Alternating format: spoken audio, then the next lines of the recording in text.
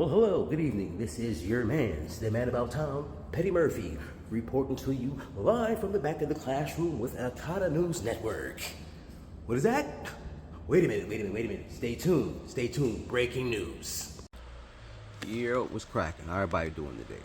So yeah, I know normally I come up here and I talk my ish, that's just what I do. But I actually want to have a serious conversation with y'all today, right? So in light of recent events here in our nation, the United States of America, as you all know, we've currently gone through an immigration or an illegal immigration crisis. And because of that, a whole lot of new conversations have been brought up. And as of recently, the whole 13th, 14th Amendment, citizenship, birthright citizenship, because of due process and all these other things have now come to the light, right? So, I've said many times before about certain beliefs that I have about my own elder generation and how there were a lot of things going on back then that, we've been being used by certain groups, leftist agenda, ultra-liberalism, which is basically Marxism and all these other things. But this is not what this video is about, right? So, I'm 48 years old. I'll be 50 first of the year. And I can literally see how what's happening right now is that they're rewriting history in front of our eyes. And they like to cherry pick certain things to, again, stoke your emotions and get the desired result that they want out of you. And one of these things is they play on your trauma and use your energy against you. And if you don't know history, you're bound to repeat it. So MLK, right? The great Martin Luther King is one of those people that, they use his words, they use his legacy to further their agenda, right? Okay, so we always hear about the March on Washington, yada, yada, yada, the I Have a Dream speech, okay? So how many people have actually taken the time that you've actually heard it, right? But how many of you actually read it, or when you heard it, did you actually listen to what the man was saying? Now, I'm going to read the first two paragraphs right now of the I Have a Dream speech by the Reverend Martin Luther King Jr. at the March on Washington, 1963, right? All right, it starts and goes as: I am happy to join you today with what will go down in history as the greatest demonstration for freedom in the history of our nation. Second paragraph. 5 scores 4 years ago, a great American in whose symbolic shadow we stand today signed the Emancipation Proclamation.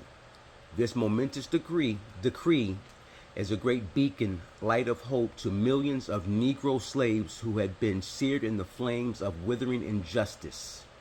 It came to us as a joyous daybreak to the end of the long night of their captivity. But 100 years later, the Negro is still not free. 104 years later, the life of the Negro is still badly crippled by the manacles of segregation and the chains of discrimination. 100 years later, the Negro lives on a lonely island of poverty in the midst of a vast ocean of material prosperity. 100 years later, the Negro is still languished in the corners of American society and finds himself in exile in his own land. So we've come here today to dramatize a shameful condition. But I want to go back to the second to last sentence.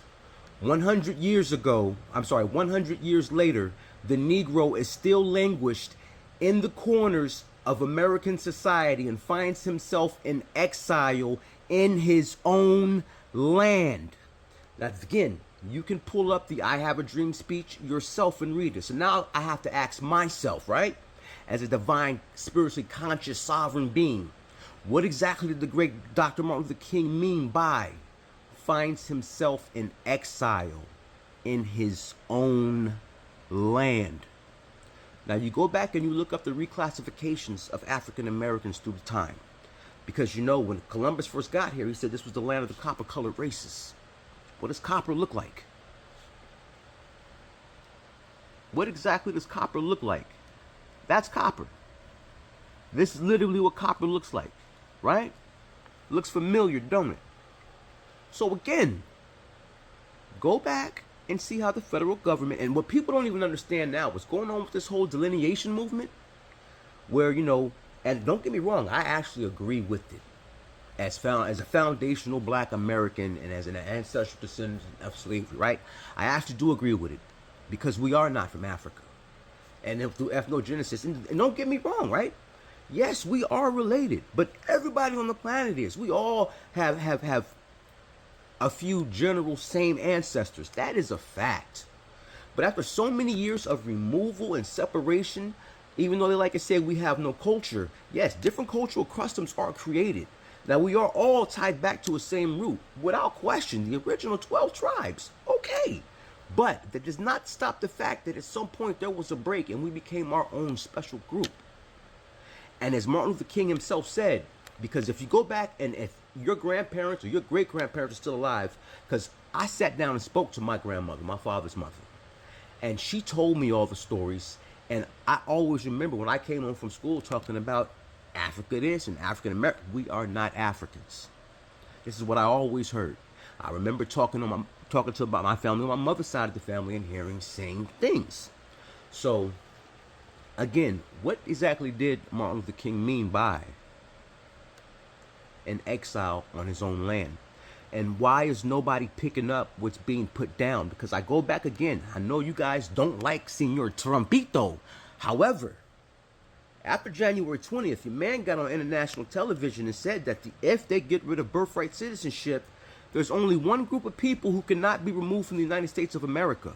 And that is the descendants of slavery protected under the 13th and 14th Amendment. So that leads me to believe that when the great Dr. Martin Luther King says 100 years later the Negro is still languished in the corners of American society and finds himself in exile in his own land, then that means there's some funny shit going on in them reservations. $5 ring a bell? Let's talk about it. Let's really talk about it. Google the emblem of America that is sitting over in London right now in a museum that you can't just walk in there and see it. You have to set up an appointment because you got to go into the back rooms because they don't just display it to the public. You've seen the statue of Shango, right? Go look up the original royalty of the Americas. And there's a statue of a copper-colored brother holding a tortoise shell with a whole bunch of gems and stones and crystals on it.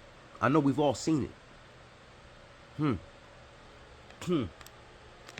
But hey, I digress.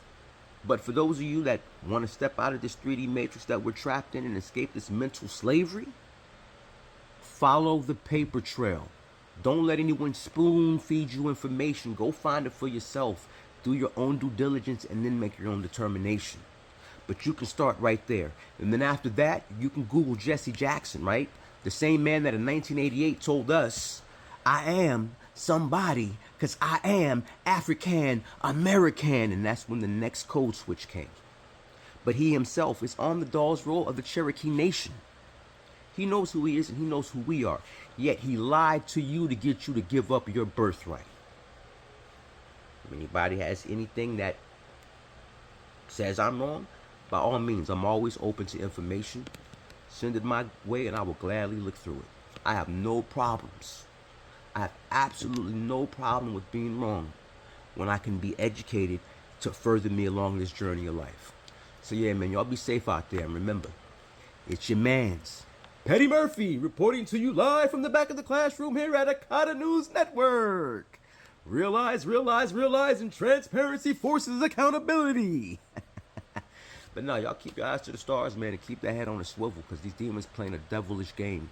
And I'm just going to close this out one saying, and this is why they all laugh at us. Because our tax dollars, we have become the breadbasket of the world. Straight up, we have become the breadbasket of the world. They all come here to get money up out of this country, and they walking on our backs in the blood, sweat, and tears of our ancestors. And this is why we find ourselves in exile in our own land.